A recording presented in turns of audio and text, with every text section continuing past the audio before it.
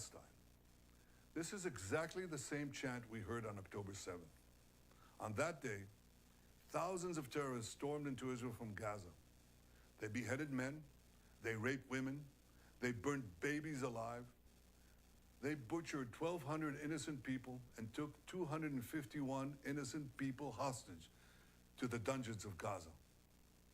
A short time afterwards, Chancellor Scholz of Germany visited Israel. And after he saw the horrors, he said to me, "These Hamas terrorists are exactly like the Nazis." He was right. And if they could get away with it, these Hamas terrorists would have slaughtered every last Jew on earth.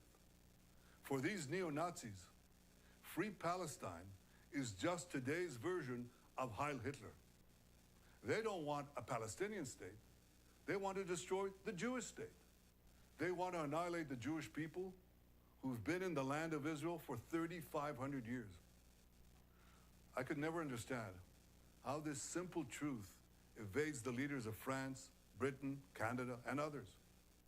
They're now proposing to establish a Palestinian state and reward these murderers with the ultimate prize.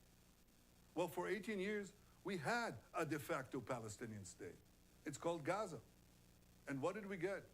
Peace? No. We got the most savage slaughter of Jews since the Holocaust. You won't be surprised to learn that Hamas thanked President Macron and Prime Ministers Starmer and Carney for demanding that Israel end its war in Gaza immediately. Hamas was right to thank them, because by issuing their demand, replete with a threat of sanctions against Israel, not Hamas, these three leaders effectively said they want Hamas to remain in power. They want Israel to stand down and accept that Hamas's army of mass murderers will survive, rebuild, and repeat the October 7th massacre again and again and again, because that's what Hamas has vowed to do. I say to President Macron, Prime Minister Carney, and Prime Minister Starmer, when mass murderers, rapists, baby killers, and kidnappers thank you, you're on the wrong side of justice. You're on the wrong side of humanity. And you're on the wrong side of history.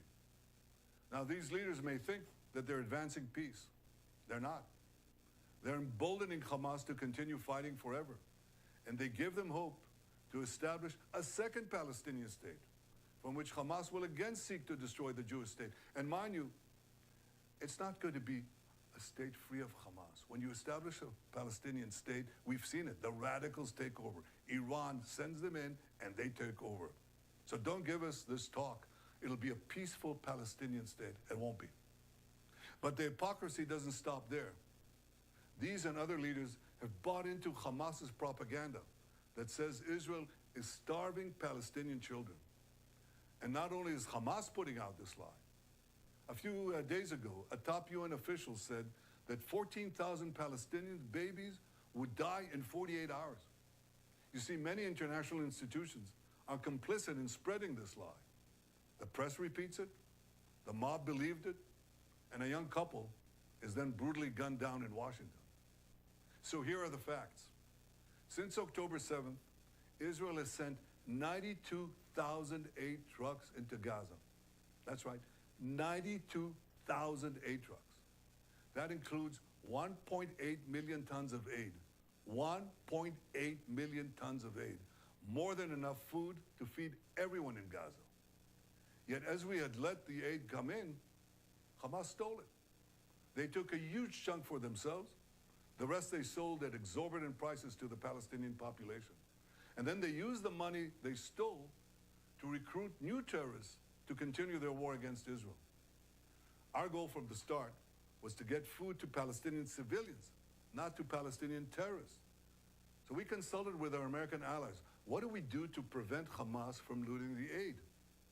Well, together we devised a mechanism to achieve this goal. American companies will distribute the food directly to Palestinian families. They'll do so in safe zones secured by our military. And this will allow us to complete our goal of destroying Hamas while enabling aid to reach the civilian population. We'll complete the construction of the first distribution zones in the coming days.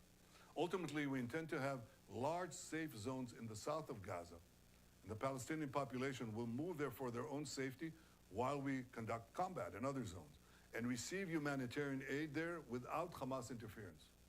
In the meantime, we authorized letting trucks enter Gaza to provide for immediate needs. Yesterday, I think more than 100 trucks went in. More will come in today. I tell you this, no army in the world has ever gone to such lengths to provide aid to the civilian population in the midst of intense combat. And Hamas, of course, opposes this. It shoots Palestinian civilians who want to leave for safe zones, and it shoots Palestinian civilians who want to prevent Hamas terrorists from looting the aid trucks intended for them. As for the hostages, we'll do every effort to secure them. I'm ready for a temporary ceasefire to get more out, but we demand, and you should demand, that all of our hostages be released, and released immediately. And so should every civilized country demand this. We're in an intense seven-front war that was launched against us by Iran and its proxies. Sometimes in war, accidents happen. One such incident happened the other day in Jenin, and thankfully no one was hurt. Our military has expressed its regret over the event because we don't target civilians or diplomats. We target terrorists. Exactly the opposite of Hamas.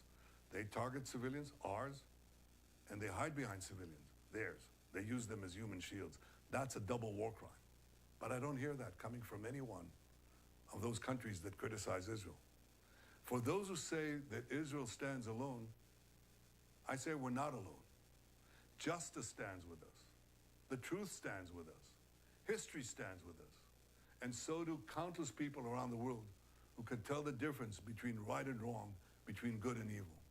I want to thank all of them. And I especially want to thank President Trump and the American people for their forthright stand with Israel and with the Jewish people. Together we stand, together we'll triumph, and we'll see the victory of civilization over barbarism. All right. Benjamin Netanyahu posted that on social media.